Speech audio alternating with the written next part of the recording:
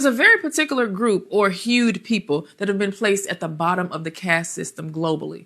The browner your skin, the worse off you should be. The darker your skin, the lower we expect you to be. You should be the servants of the world. And you should step aside and let their superiors do their job. You're only at their beck and call.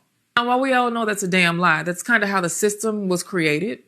But this Meghan, the daughter of a woman who has a hue of the people at the very bottom of the caste system, has managed to be at the very top and stepped on the heads of the colonists. She's become the cream of the crop, and she's risen to the top of the very country that was one of the first ones to kick off the transatlantic slave trade and the genocide we all know as global colonization. And you guys are not just under the bus. Let me go ahead and crawl right up under there with you. You see, when Meghan first was introduced to us as the first Black princess, I was like, well, she's mixed. She's nowhere near a phenotypical Black girl. Her hair's not like mine. She surely doesn't speak like me. We have different life experiences. Her new spouse and her previous spouse were white men. So it seemed to me like Meghan surrounded herself by whiteness. Maybe she found it more adaptable. Maybe it's just what she liked. Maybe she was just in proximity to whiteness. So I kind of side-eyed a little bit. But that was me being a hater.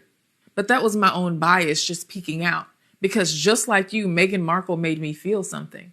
This is not just a cooking show. This is a show that's going to hold all of us accountable to check our inner hater and to work on some of our own internalized bias. So let's rewind back to the human need to be superior. You see, when the fat person, the ugly person, the Black or brown person starts to strut around and think they're all that, they attain a certain level of wealth or education or freedom, then those of us that have found ourselves superior to the fat, ugly, Black or brown person, we feel something and it's not good because they've triggered something innate in us. If they feel good about themselves, but they're meant to support me, but I know they're lower than me, what does this say about me? It almost evokes a certain level of fear in us. And don't lie like you haven't felt this, because I surely have.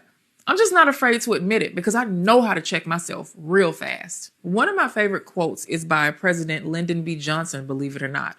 He says, if you can convince the lowest white man he's better than the best colored man, he won't notice you're picking his pocket.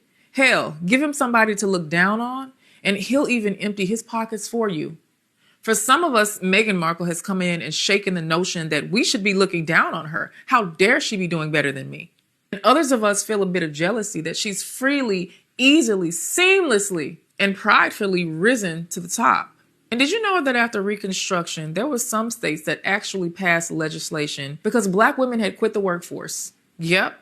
And for those of you that don't know what Reconstruction is, it's basically after the U.S. government made the enslavement of African peoples illegal. So you couldn't